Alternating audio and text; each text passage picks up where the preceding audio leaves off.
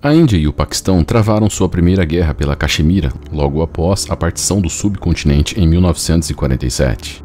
O conflito terminou com um cessar-fogo mediado pelas Nações Unidas, que entrou em vigor em 1º de janeiro de 1949. Para formalizar essa trégua, foi iniciado um esforço diplomático para delimitar e demarcar a linha de separação entre os dois exércitos. O resultado foi o Acordo de Cessar-Fogo de Karachi, assinado em 27 de julho de 1949, sob os auspícios da Comissão das Nações Unidas para a Índia e o Paquistão. O tratado estabeleceu a chamada linha de cessar-fogo, com mapas detalhados marcando a posição de cada lado. Essa linha atravessava as montanhas do norte da Caxemira, seguindo por vales, rios e picos até atingir um ponto específico, a coordenada NJ 9842, e foi ali que o traçado parou. No acordo constava apenas que dali em diante a linha seguiria para o norte até os glaciares, sem indicar qual rota deveria ser traçada. Essa pequena ambiguidade, deixada de lado por parecer irrelevante na época, se tornaria, décadas depois, o estopim para uma das disputas militares mais longas e silenciosas do planeta. A coordenada NJ 9842 não representa um local urbano, nem um posto militar. É apenas um ponto técnico em um mapa, situado em uma das regiões mais inóspitas do mundo, ao sul da Cordilheira Saltoro, na entrada do glaciar de Siachen. Por muito tempo, nenhum dos lados tinha presença militar na área ao norte desse ponto, que era considerada inabitável. Coberta por gelo eterno, cortada por avalanches e localizada entre altitudes superiores a 5.000 metros. A ONU e os próprios negociadores não imaginavam que aquela área de gelo se tornaria objeto de disputa militar no futuro. Presumiu-se que as duas partes não teriam interesse em ocupar uma região tão hostil. Então, a delimitação genérica parecia suficiente. Assim, nem a Índia nem o Paquistão avançaram para ocupar a área acima de NJ 9842. Toda a região ao norte desse ponto era vista como um vazio sem interesse. Durante as guerras seguintes, em 1965 e em 1971, os combates se concentraram em outros setores da Caxemira e da fronteira indo-paquistanesa. Depois da guerra de 1971, Índia e Paquistão assinaram o Acordo de Simla em 1972. O texto tinha pequenas alterações, mas manteve o mesmo ponto final. Na prática, o traçado continuou terminando ali, sem que nenhuma das partes insistisse em estender formalmente a linha sobre os glaciares ao norte. O espaço acima do ponto passou a ser interpretado de maneiras diferentes.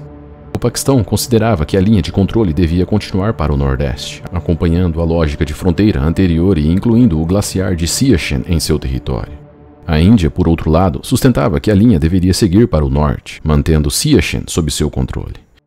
Ambas as visões se baseavam em mapas de apoio, cada país adotando cartografias diferentes em documentos e publicações. Em 1983, imagens de satélite e relatórios de inteligência revelaram à Índia que o Paquistão havia começado a permitir expedições montanhistas estrangeiras no glaciar de Siachen, com guias militares, rotas mapeadas e apoio logístico.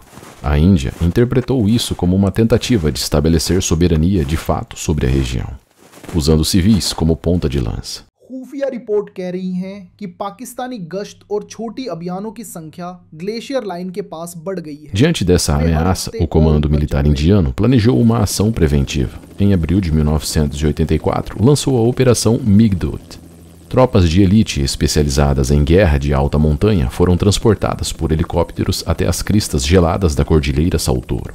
Os soldados indianos estabeleceram postos em 3 passos estratégicos: Bilafonla, Siala e Jungla. Eles chegaram antes que os paquistaneses. Quando estes tentaram alcançar as cristas dias depois, encontraram as posições já fortificadas. Sem a vantagem da altitude, as forças do Paquistão não conseguiram desalojar os indianos e recuaram para posições mais baixas, nos vales à margem do glaciar. A partir desse momento, o glaciar de Siachen deixou de ser um ponto neutro e passou a se tornar o epicentro de uma disputa. Hoje, Siachen é o campo de batalha mais alto do mundo.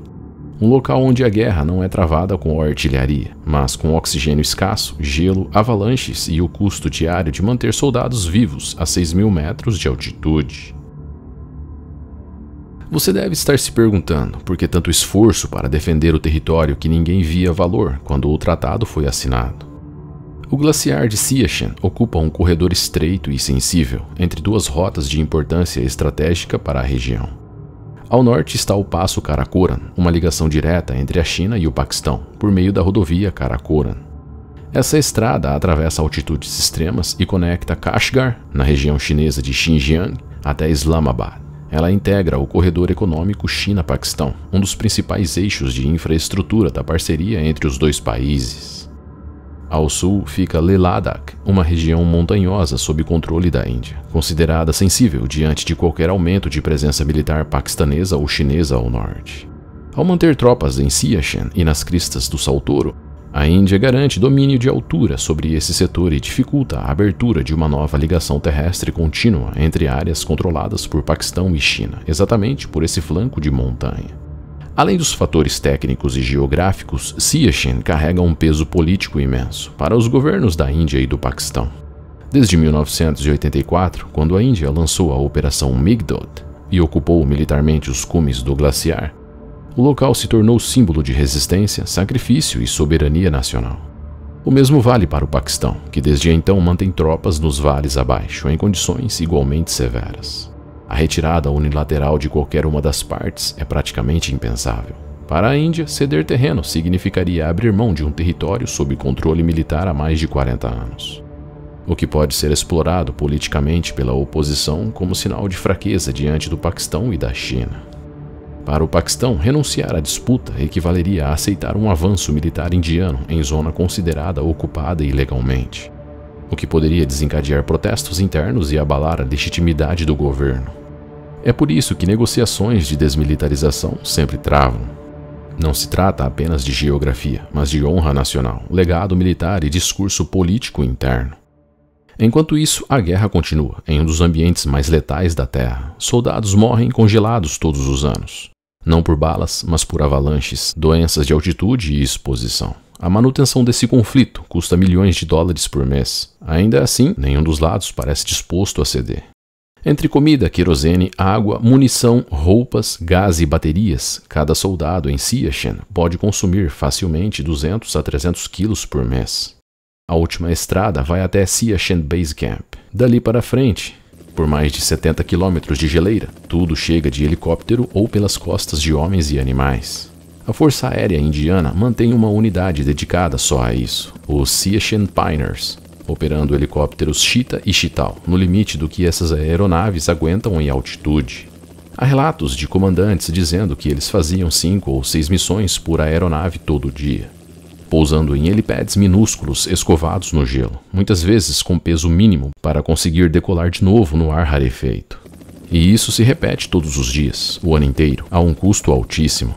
Jornalistas indianos resumiram a logística dizendo que um pão que custa 12 rúpias pode chegar a 200 rúpias para entregar no posto avançado de Siachen, porque entra no cálculo o helicóptero, a tripulação, o risco, o combustível e toda a cadeia por trás daquele voo. É por isso que Siachen é chamado em vários textos de o campo de batalha mais caro do mundo. E não é só helicóptero. Há toda uma cadeia invisível de gente que não aparece em foto oficial. Centenas de carregadores civis da região de Ladakh e vilarejos próximos sobem com cargas nas costas em trechos onde nem helicóptero consegue operar. Eles ganham um extra por dia de serviço em altitude, mas trabalham praticamente nas mesmas condições de risco. Já há registro de pelo menos 20 destes homens mortos em serviço em Siachen. Eles levam cilindros de gás, caixas de munição, sacos de comida desidratada, baterias, barracas e tudo o que não compensa gastar um voo para transportar. Sem eles, o sistema não fecha. A logística também inclui lixo e dejetos. Um estudo calculou que só do lado indiano são gerados cerca de 1.000 quilos de resíduos humanos por dia. Durante anos, a prática foi coletar isso em tambores metálicos e jogar dentro de fendas de gelo, ao ritmo de até 4.000 tambores por ano. Em Siachen, o soldado não se parece com um soldado comum, se parece mais com um alpinista.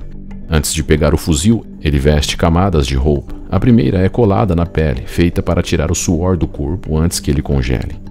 Por cima entram peças grossas de lã ou material sintético e, por fim, um conjunto externo branco, o Snow Camouflage, desenvolvido especificamente para suportar temperaturas que podem chegar perto de menos 50 graus. A cabeça e o rosto ficam quase totalmente cobertos. Uma touca e um capuz fecham laterais e nuca. Só uma faixa mínima do rosto fica exposta, protegida por creme contra queimadura de frio. Os olhos, se ficarem nus, cegam com o reflexo da neve. Então, óculos de neve passam a fazer parte do uniforme tanto quanto o distintivo da unidade. Nas mãos usam duas luvas, primeiro uma camada fina que permite mexer em gatilhos, fechos e rádios, e por cima uma luva grossa isolada que impede o frio de atingir os dedos. Nas pernas, abaixo da calça externa, meias térmicas e nos pés botas especiais para alta altitude, com sola reforçada, isolamento pesado e palmilha térmica. Modelos desenvolvidos e testados especificamente para Siachen e regiões semelhantes. Mas a roupa sozinha não basta. O soldado acopla crampons de metal na sola das botas para morder a superfície congelada. Prende um cinto de escalada na cintura e carrega pendurado um machado de gelo, que serve tanto para escalar uma parede quanto para segurar o próprio corpo se escorregar numa encosta.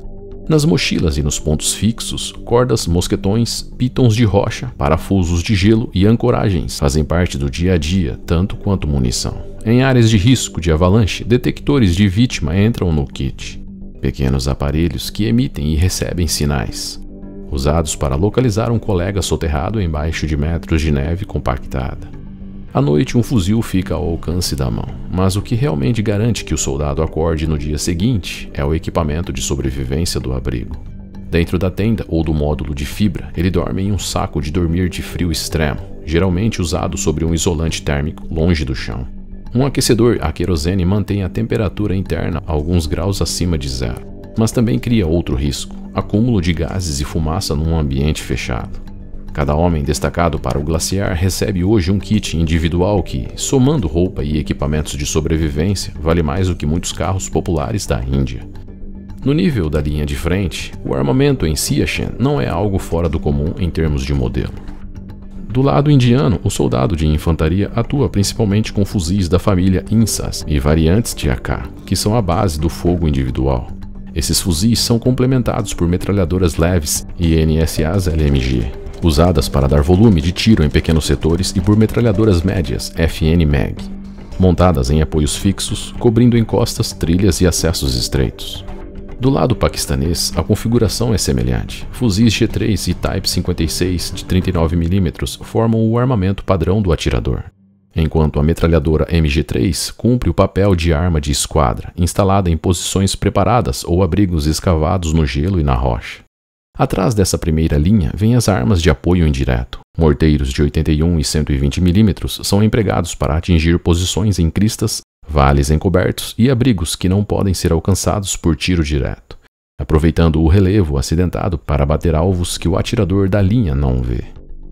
Na fase inicial da disputa do glaciar, a Índia chegou a posicionar canhões de 105mm Indian Field Gun e 130mm M46 em setores de alta altitude, usando essas peças para saturar posições paquistanesas e proteger as próprias cristas ocupadas. Com o tempo, obuseiros 155mm FH-77B passaram a integrar o conjunto de armas disponíveis para apoio de fogo na região, fornecendo maior alcance e capacidade de impacto, ainda que operando em cotas um pouco mais baixas que o glaciar em si, onde o clima e a logística impõem limites físicos ao tamanho e ao tipo de equipamento, que pode ser mantido em posição. A presença militar na região não envolve ofensivas, tanques ou confrontos diretos. O conflito é uma vigília, onde a principal missão dos soldados é sobreviver. Os postos indianos estão situados entre 5 e 6 mil metros de altitude, em terrenos inclinados e instáveis, onde a neve nunca derrete e o oxigênio é rarefeito. As temperaturas despencam e as rajadas de vento cortam a pele. Visibilidade é algo que se perde por dias, e avalanches são tão comuns quanto chuvas em cidades tropicais. Os soldados vivem em abrigos escavados diretamente na rocha e no gelo, muitas vezes presos em barracas cobertas de neve e sustentadas por estacas congeladas. A água vem da neve derretida em fogareiros. A comida é enlatada, compactada e repetitiva. Em muitos postos, a presença de oxigênio suplementar é necessário em tempo integral. Toda a operação logística é um esforço que beira o absurdo. A Índia gasta milhões de dólares apenas para manter os soldados vivos. Em 4 décadas de ocupação, a maioria das mortes não aconteceu em combate. Foram mais de 1000 baixas por causa de avalanches, quedas em fendas, hipotermia, infecções respiratórias e edemas cerebrais causados pela altitude. Em alguns casos, a causa da morte foi o próprio aquecedor que deveria manter o soldado vivo. Vapores de querosene acumulados em barracas seladas mataram dezenas por asfixia. Não há civis ali, não há casas, estradas ou cidades em risco, mas há trincheiras cavadas no gelo, posições fixas defendidas com arames e bandeiras congeladas. O campo de batalha mais isolado do mundo. Recuar significaria entregar território a um inimigo que, embora raramente seja visto, está sempre presente do outro lado da crista. E manter a posição, mesmo sem guerra declarada, continua sendo um ato de resistência nacional. Na madrugada de 7 de abril de 2012, no setor de Gayari, do lado paquistanês, os soldados ainda dormiam. Por volta das 6 da manhã, uma avalanche colossal desabou das encostas acima e atingiu em cheio o quartel do 6º Batalhão da Infantaria Ligeira do Norte. Instalado em um vale a quase 4.000 metros de altitude, a massa de neve, gelo e rocha percorreu mais de 1 quilômetro de extensão e cobriu a área do quartel com camadas que chegavam a dezenas de metros de profundidade. Em segundos, o complexo desapareceu do mapa. Ali funcionava o principal ponto logístico do Paquistão naquele setor, um quartel-general de batalhão, próximo de um pequeno hospital de campanha, de onde saíam comunicações, combustível, munição e suprimentos para dezenas de postos avançados ao longo da cordilheira. Quando foi engolido pela avalanche, o impacto foi mais que humano, foi também estrutural, interrompendo de uma vez o nó de apoio de toda a região. 140 pessoas estavam no local, entre elas 129 soldados e 11 civis. Nenhuma sobreviveu. Foi a maior perda em um único incidente da história do exército paquistanês em tempos de paz. O deslizamento gerou uma massa compacta de neve e gelo mais dura que concreto, com profundidade estimada entre 20 e 30 metros em alguns trechos. As equipes de resgate começaram a chegar horas depois. A operação envolveu ao longo dos dias mais de 400 militares e civis, além de escavadeiras que precisaram ser desmontadas em partes, embarcadas em helicópteros e remontadas no local. Cães farejadores foram lançados por ar, e equipes especializadas usaram sensores térmicos e equipamentos de detecção de vida sob a neve. O trabalho se estendeu por meses. O primeiro corpo foi encontrado 20 dias depois. Outros continuaram a ser localizados ao longo de 2012 e 2013, alguns a mais de 30 metros de profundidade. Em certos casos, só foi possível fazer a identificação pelas etiquetas costuradas nas roupas de frio. A avalanche de Gayari revelou, de forma concentrada, o custo oculto de manter uma guerra congelada em ambiente de alta montanha. Internamente, reacendeu o debate no Paquistão sobre a permanência em Siachen. Externamente, porém, a posição indiana não mudou. Retirar-se, mesmo diante de 140 mortos do outro lado, significaria abrir mão de um domínio estratégico mantido desde 84. E o Paquistão não poderia recuar. A base de Gayari foi reconstruída meses depois. Os corpos recuperados foram enterrados com honras de martírio, e o terreno voltou a ser ocupado por novas tropas. No mesmo vale onde um batalhão inteiro foi soterrado, o ciclo de rotação de unidades continuou, sustentado pela mesma logística que mantinha o posto original de pé antes da avalanche. Quase 4 décadas depois do início da ocupação, a guerra de Siachen continua. Não há combates diretos há anos, mas os dois lados mantêm centenas de soldados espalhados por dezenas de postos a mais de 5.000 metros de altitude. O frio continua sendo o principal inimigo. A Índia mantém a vantagem territorial, ocupando quase todo o glaciar e as alturas da Cordilheira Saltô. Seus soldados patrulham em silêncio, conectados por cordas a traves de aço e ganchos presos à rocha. O Paquistão, mais abaixo, mantém posições no vale, constantemente vigiadas por observadores indianos com binóculos e sensores infravermelhos. Vez ou outra, surgem acenos diplomáticos. Em 2003, em 2012 e novamente em 2020, houve reuniões entre generais e diplomatas, mas todas esbarraram na mesma questão. Nenhum dos dois lados quer ser o primeiro a se retirar. A Índia teme que, ao sair, o Paquistão ocupe rapidamente as posições. O Paquistão, por sua vez, não quer reconhecer formalmente a atual linha de ocupação como legítima, pois isso significaria ceder de fato uma porção da Caxemira, mesmo que coberta de gelo. Com isso, o impasse segue. Toda manhã, o primeiro passo de cada patrulha é verificar se ninguém morreu durante a noite, e todo novo lote de soldados é treinado para manusear o próprio corpo congelado, caso precise descer sozinho por uma fenda. Nos mapas, a linha de controle ainda termina em NJ9842. Na prática, estende-se muito além, invisível, mas guardada com rigor. Desde o início dos anos 90, tanto a Índia quanto o Paquistão reconheceram, em tese, os custos humanos, financeiros e ambientais de manter tropas permanentemente posicionadas no glaciar. Alturas extremas, avalanches e logística tortuosa transformaram a permanência em fardo. Já em 1989, houve um esboço de acordo para a retirada de tropas e demarcação de posições mais acessíveis. Mas a Índia negou que um tratado tivesse sido assinado.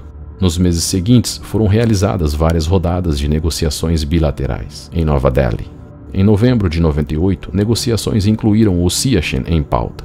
Contudo, as propostas indianas e paquistanesas divergiam fundamentalmente. A Índia exigia congelamento de posições e reconhecimento do status quo, enquanto o Paquistão exigia que Siachen fosse tratado como parte integrante da disputa da Caxemira e propunha a supervisão de observadores internacionais. Em 2003, foi acordado formalmente um cessar-fogo que pôs fim aos combates diretos, mas não resultou em retirada de tropas ou em uma linha de demarcação mutuamente reconhecida. A linha imaginária permanece inalterada, refletindo as posições ocupadas no terreno. O principal obstáculo à desmilitarização é a falta de confiança, agravada pelo fato de que a Índia já controla as alturas-chave da Cordilheira Saltoro e não está disposta a retroceder sem garantias firmes de que o Paquistão não ocupe o espaço vazio. O Paquistão, por sua vez, teme que reconhecer o traçado presente valide a ocupação indiana e comprometa sua reivindicação sobre a Caxemira. Além disso, embora a dimensão ambiental seja frequentemente citada, com defensores propondo a transformação da área em parque de paz transfronteiriço, nenhum dos dois lados avançou nesse sentido até agora, por considerar que qualquer medida vinculante implicaria em concessões de soberania que estão fora de questão. Em resumo, várias ocasiões de diálogo, documentos e propostas foram feitas, mas cada tentativa de desmilitarização esbarrou na realidade da ocupação militar, na geografia implacável e na política de legitimidade nacional. O resultado é que a presença permanece inalterada.